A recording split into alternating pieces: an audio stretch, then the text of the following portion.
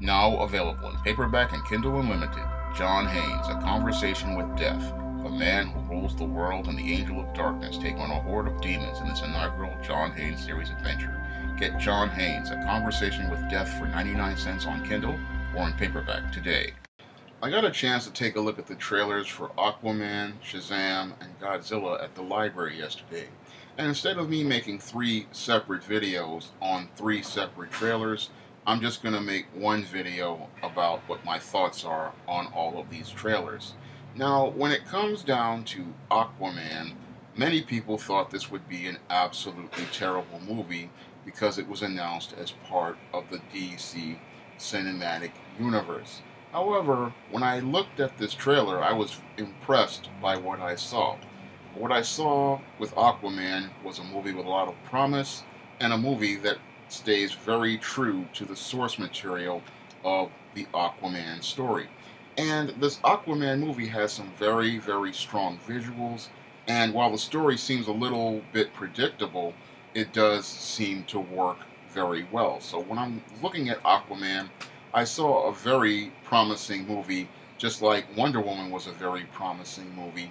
And it's one that I would actually consider go seeing because it stays very true to the source material and it does a good job of making that story very compelling. The whole story between Arthur Curry and Mira looks very promising as a love story, and the action and adventure looks very promising as well. So Aquaman, which I thought was going to be a disaster, actually looks like a fairly good movie.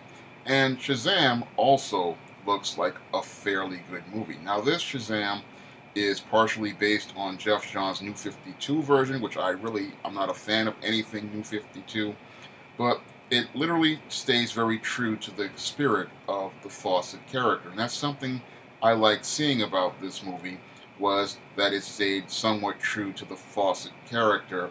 And it's a very cheerful movie, it's a very hopeful movie, and it looks like a very fun movie, and it looks like the kind of movie that Spider-Man Homecoming should have been. When I look at Shazam, I see what Spider-Man Homecoming should have been, because when Spider-Man Homecoming, they shoved so much identity politics into the movie that you couldn't see the characters of Peter Parker as he was supposed to be. With Billy Batson, we get a nice update and a nice modernization on Captain Marvel. However, it stays very true to his Golden Age and Silver Age roots. And the film looks like it's going to be a lot of fun. And that's one of the things that's really nice about this Shazam movie, is that it looks like a fun, lighthearted movie, because Captain Marvel is a lighthearted character. He's known as the Big Red Cheese, and we need to have a nice, lighthearted, fun movie,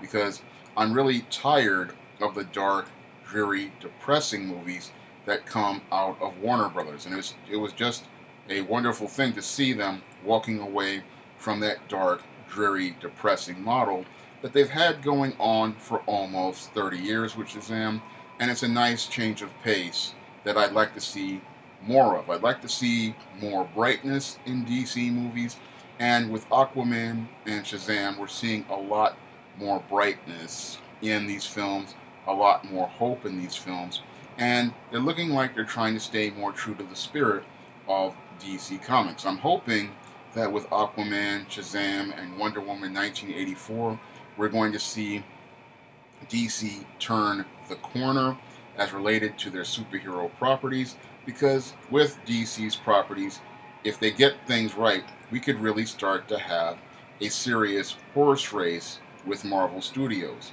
And I believe Marvel Studios desperately needs competition at this point, because as I see it, Kevin Feige, or Feige, or whatever his name is, has gotten too comfortable and has gotten too complacent, and lately he's been becoming extremely sloppy as related to these Marvel Studios properties, taking too many liberties, and he's gotten to the point where he's at the point where he is where Joel Schumacher was back in the 1990s and the Salkins were in the 1980s.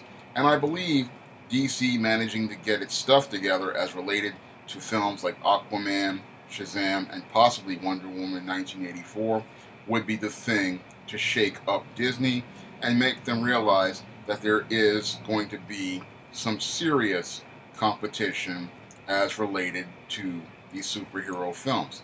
I like both Aquaman and Shazam because they really give us that energy and that spirit of old school DC Comics, and they bring DC Comics to life in the same way the original Wonder Woman did back a couple of years ago. There was nothing wrong with Wonder Woman as a film overall, except for the last 15 minutes, and it was a fairly good film. It was literally that close to becoming a classic, and the only thing that really hinders a lot of these DC films is the connection to Zack Snyder and his plans for the Snyderverse.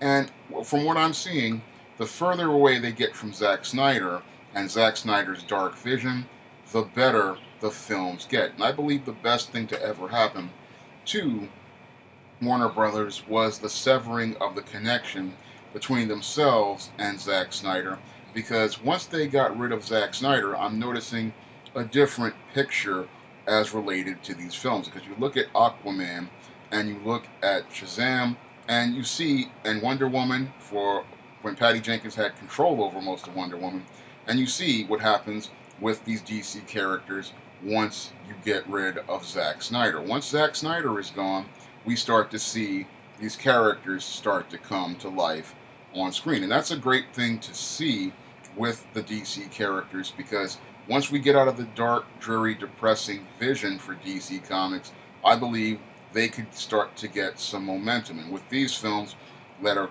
they're getting ready to release, I think they're going to start to build some momentum.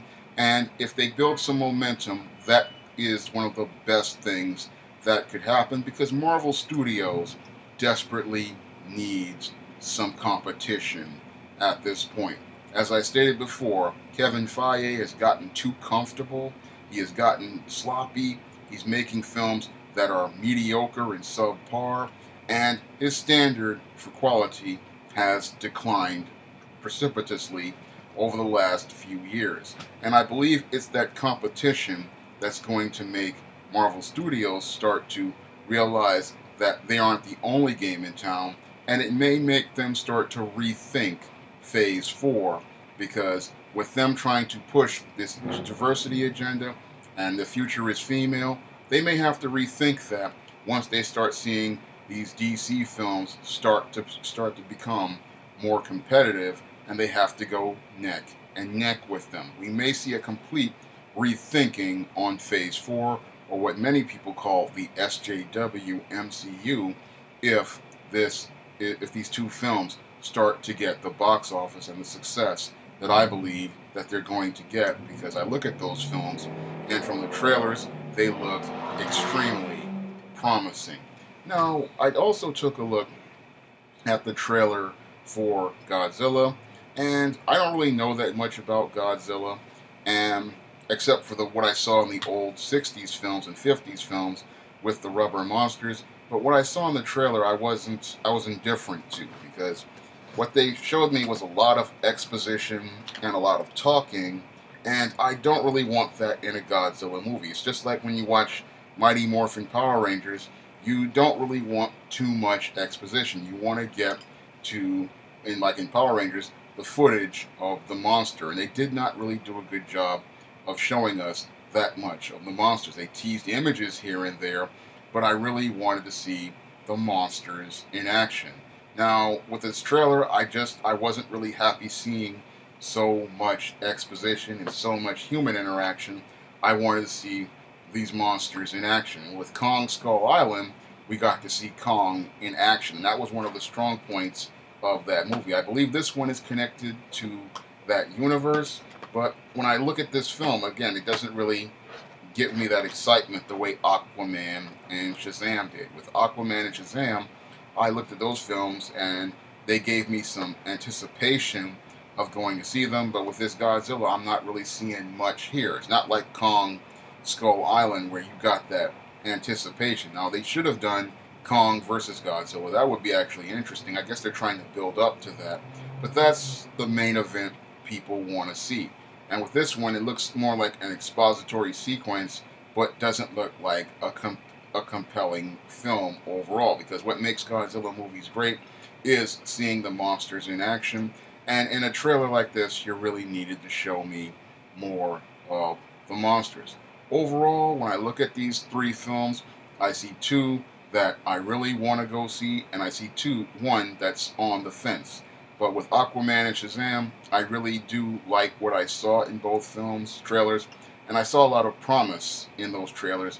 And I'm hoping that this is going to lead to the direction at Warner Brothers as related to DC films turning around, because what I really wanted to see for many years when Marvel Studios first came out was that horse race, and maybe now we're finally going to start to see a bit of a horse race in between Marvel Studios and Warner Brothers DC division that could actually lead to people actually seeing some competition between these two on screen.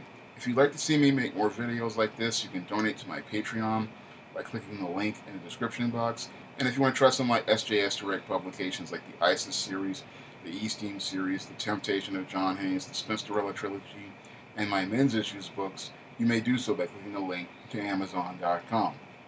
That's all I have to say for this video. You can comment, rate, and subscribe.